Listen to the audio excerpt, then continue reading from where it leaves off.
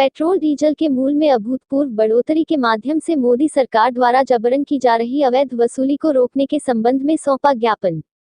उत्तर प्रदेश के जनपद सुल्तानपुर अंतर्गत बल्दीराया तहसील में कांग्रेसियों ने राष्ट्रपति को संबोधित द्वारा उप जिलाधिकारी बल्दीराया को सौंपा ज्ञापन। लॉकडाउन की पिछले 3 माह के दौरान पेट्रोल और डीजल पर लगने वाले केंद्रीय उत्पाद शुल्क और कीमतों में बार बार की गई अनुचित बढ़ोतरी से भारत के नागरिकों को असीम पीड़ा व परेशानी हो रही है। जहां एक तरफ देश स्वास्थ्य व आर्थिक महामारी से लड़ रहा है, वहीं दूसरी ओर मोदी सरकार पेट्रोल और डीजल की कीमतों और उस पर लगने वाले उत्पाद शुल्क को बार बार बढ़ाकर मुश्किल वक्त में मुनाफाखोरी कर रही है। कांग्रेस पार्टी द्वारा सौंपा ज्ञापन में कहा गया है कि मई 2014 में पेट्रोल पर उत्पाद शुल्क 9.20 रुपये प्रति लीटर और डीजल पर 3.46 रुपये प्रति लीटर था। पिछले 6 सालों में केंद्र की भाजपा सरकार ने पेट्रोल पर उत्पाद शुल्क में 23.78%, डीजल में 28.37 लीटर की अतिरिक्त बढ़ोतरी कर दी है। चौंकाने वाली बात है कि पिछले 6 सालों में भाजपा सरकार द्वारा डीजल के उत्पाद शुल्क में 820% तथा पेट्रोल के उत्पाद शुल्क में 258% की वृद्धि की गई। केवल पेट्रोल और डीजल पर लगने वाले उत्पाद शुल्क में बार बार वृद्धि करके मोदी सरकार ने पिछले 6 साल में 18 रुपये करोड़ कमा लिए। 3 माह पहले लॉकडाउन लगाए जाने के बाद पेट्रोल व डीजल पर उत्पाद शुल्क को बार बार बढ़ाकर मुनाफाखोरी व जबरन वसूली की सभी हदें पार कर दी गई।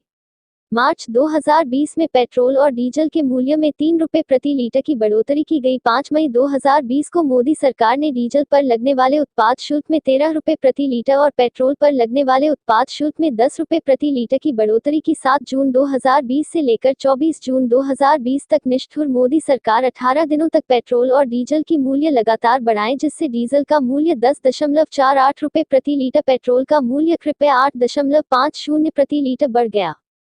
पिछले से 3 महीनों में भाजपा सरकार ने डीजल मूल्य पर उत्पाद शुल्क 26.48% व पेट्रोल पर रुपया 21.50 प्रति लीटर बढ़ा दिया। एक सरकार द्वारा देश के नागरिकों का इससे ज्यादा शोषण और क्या हो सकता है। कांग्रेसियों द्वारा सौंपा ज्ञापन में यह भी कहा गया है कि देश के नागरिकों से छल करने व उनकी गाड़ी कमाई की जबरन वसूली का अंदाजा इस बात से लग सकता है कि पिछले कुछ महीनों में अंतर्राष्ट्रीय मार्केट में कच्चे तेल के भाव कम हुए हैं।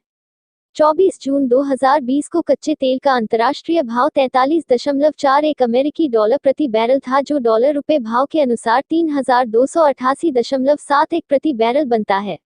एक बैरल में 159 लीटर होता है, इसलिए 24 जून 2020 को कच्चे तेल का प्रति लीटर भाव रुपए 20.68 बनता है। इसके विपरीत पेट्रोल डीजल के मूल्य आसमान छूकर रुपया 80% पहुंच गए हैं, जिससे साबित होता है कि मोदी सरकार भारत के भोले भाले नागरिकों की जेब पर डाका डालकर उन्हें लूट रही है। इस बात पर भी ध्यान दें कि जब कांग्रेस की यूपीए सरकार केंद्र में सत्तासीन थी तो कच्चे तेल का दाम 108 अमेरिकी डॉलर प्रति बैरल था, जो जून 2020 को गिरकर 43.41 अमेरिकी डॉलर प्रति बैरल हो गया, यानी कच्चे तेल के मूल्य में लगभग 60% की गिरावट हुई। इसके बावजूद भाजपा सरकार ने पेट्रोल डीजल के दाम आसमान पर पहुंचा दिया है। कांग्रेसियों द्वारा सोते हुए ज्ञापन में राष्ट्रपति से आग्रह करते हुए कहा है कि आप 5 मार्च 2020 के बाद पेट्रोल डीजल के दामों एवं उत्पाद शुल्क में की गई बढ़ोतरी को तत्काल वापस लिए जाने का निर्देश देने की कृपा करें, जिससे इस मुश्किल समय में इसका फायदा देश के नागरिकों तक पहुंच सके। इस मौके पर जिला अध्यक्ष अभिषेक सिंह राणा, धनपतगंज विकासखंड कांग्रेस अध्यक्ष काली सहाय सिंह, विकासखंड कुरवार ब्लॉक अध्यक्ष मनोज कुमार तिवारी, बल्दीराया विकासखंड अध्यक्ष अरविंद त्रिलोकचंद उर्फ बबलू सिंह, चमन लाल गुप्ता, मोहम्मद मुबीन अहमद आदि दर्जनों लोग मौके पर मौजूद थे। बल्दीराया सुल्तानपुर भागीरथ प्रयास न्यूज नेटवर्क के लिए ब्यूरो की देखिए रिपोर्ट। राहुल गांधी जिंदाबाद, प्रियंका गांधी जिंदाबाद, सोनिया गांधी जिंदाबाद, जिंदाबाद। जो सरकार निकम्मी है, सरकार बदलनी है, जो सरकार निकम्मी है, सरकार बदलनी है। अध्यक्ष जी, अभी आपने ज्ञापन दिया, किस संबंध में था?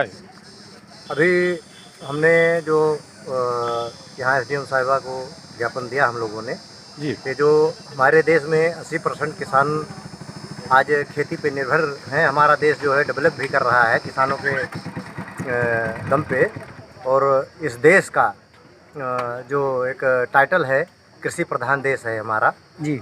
तो आज जो डीजल के दामों में इतनी बेतहाशा वृद्धि होती जा रही है, इससे किसानों की कमर टूटती जा रही है जी। हमारा किसान परेशान है, और हमारे प्रधानमंत्री जी बात करते हैं कि हम हर किसानों की आय को दोगुनी कर देंगे जी। लेकिन आय को दोगुनी हमको लगता है इस तरह से नहीं करेंगे कि उनकी आय बढ़ जाए, उनके खर्च को दोगुना क्या 3 गुना 4 गुना कर देंगे। ऐसी स्थितियां उत्पन्न करते हुए चले जा रहे हैं। और हम लोग इसी संबंध में ज्ञापन दिए हैं और ये सूचना हम देना चाहते हैं सरकार को कि अगर हमारी सरकार अगर इस पे चेती नहीं और डीजल पेट्रोलों के दामों में कमी नहीं किया तो हम लोग जन आंदोलन करके तहसील स्तर और ग्राम सभा स्तर तक जन आंदोलन करेंगे और उसके बाद धरना प्रदर्शन भी करेंगे। इस कोरोना महामारी जैसे विश्व में पूरे तबाही मचा दिया, उसके बाद आज गरीबों में मजदूरों में जो स्थितियां उत्पन्न हो गई हैं, खाने की परेशानियां हो गई हैं जी, इससे हम लोग जो है बेतहासा निराश हुए हैं। इसमें कहीं कोई दो राय नहीं है। और हम लोग चाहते हैं कि जो आज मनरेगा में मजदूरी 201 रुपये चल रही है, ये मजदूर हमारे प्रवासी आकर के बैठे हुए हैं, इनको 201 रुपये मजदूरियाँ दे जा रही हैं, 202 रुपये जी। हम चाहते हैं कि आज 250-300 अगर मजदूरी कम से कम 300 रुपये दिया जाए लेबरों को, कम से कम हमारे श्रमिक जो इस देश को आगे बढ़ाने में अपना योगदान देते हैं। बिल्डिंग अगर हम खड़ी करते हैं तो एक ईंट अगर रखते हैं तो उन्हीं के दम पे रखते हैं जी। हम चाहते हैं कि उनको कम से कम 300 रुपये तो दिया ही जाए, जिससे वो अपना भरण पोषण और अपने बच्चों का भरण पोषण कर सकें। अगर ये गरीबों की सरकार है तो गरीबों के हित की बात करे, उद्योगपतियों की बात करके गरीबों का जो है केवल खून चूसने का काम कर रही है। अब इस आंदोलन को हम लोग थमने नहीं देंगे। महामारी की वजह से हम लोग सोशल डिस्टेंसिंग में काम कर रहे हैं, लेकिन अब आगे चल करके इसी सोशल डिस्टेंसिंग के माध्यम से ही हम लोग वो आंदोलन करेंगे कि सरकार की ईंट से ईंट बजा देंगे।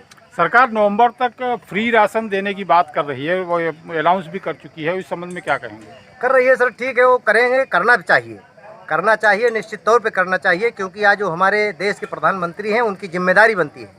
अगर वो नहीं करेंगे तो हमारे देश की जनता भुखमरी के कगारों पर पहुँच जाएगी। लेकिन जो वास्तविक रूप में उनको जिनको चाहिए उन तक राशन अभी तक नहीं पहुँच पाया है। और तमाम प्रवासी मजदूरों को भी जो राशन दिए गए, किट दिए गए, उसमें अभी आप मान के चलिए कि 25 से 30% ही पाए हैं। 70% जो है हमारे प्रवासी लोग अपना किट नहीं पाए राशन का। ये स्थितियाँ हैं। अनाउंस तो उन्होंने किया था सत्ता में आने के बाद 5-5, 15-15 लाख रुपए हर गरीब के खाते में हम दे देंगे। अभी तक किसी के पास आया हो? अनाउंस बहुत कुछ करते हैं लेकिन धरातल पे कुछ नहीं। तो यहाँ ज्ञापन में इस बात का भी उल्लेख है?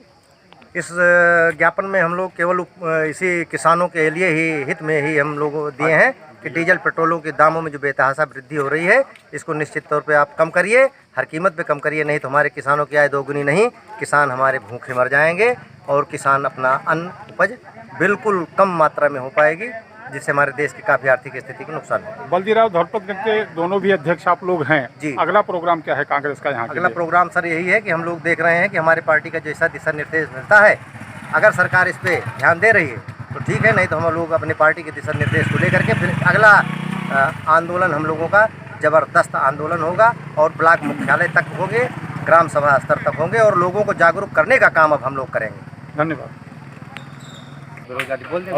जी। अध्यक्ष जी, आप बताएंगे इस समय जैसे देश में लॉकडाउन के चलते लोग बेरोजगार हुए हैं, इसके विषय में कुछ कहेंगे? बेरोजगारी का आलम तो ये है जी कि जो लोग बाहर से आए हैं वो कामगार जी, उनके पास तमाम ऐसे हुनर हैं जी जो यहाँ तमाम छोटी छोटी फैक्ट्रियाँ वो खड़ी कर सकते हैं जी, लेकिन उस हुनर को यहाँ की गवर्नमेंट उसका उपयोग नहीं कर रही है। वो बेचारे फावड़ा लेके मनरेगा में काम कर रहे हैं जी। तो ऐसे हुनरमंद लोग, सरकार ने तो ऐलान किया है कि 1 करोड़ लोगों को उत्तर प्रदेश में रोजगार देगी, खासकर उन लोगों को जो शहरों से पलायन करके गांव आए हैं।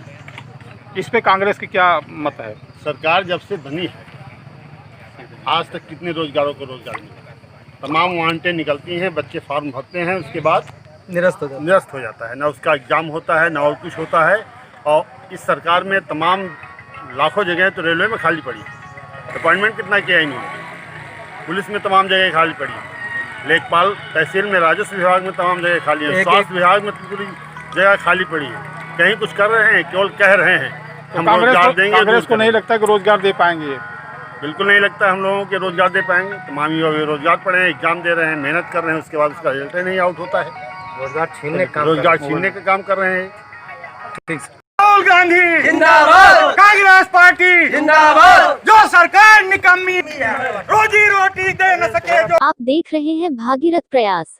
हमारी खबरों से बराबर अपडेट रहने के लिए भागीरथ प्रयास चैनल को सब्सक्राइब करें और बेल आइकन जरूर दबाएं। देश विदेश व गांव गली की खबरों को प्रकाशित करने व विज्ञापन के लिए हमारे स्थानीय संवाददाता से संपर्क करें अथवा कमेंट बॉक्स में लिखें।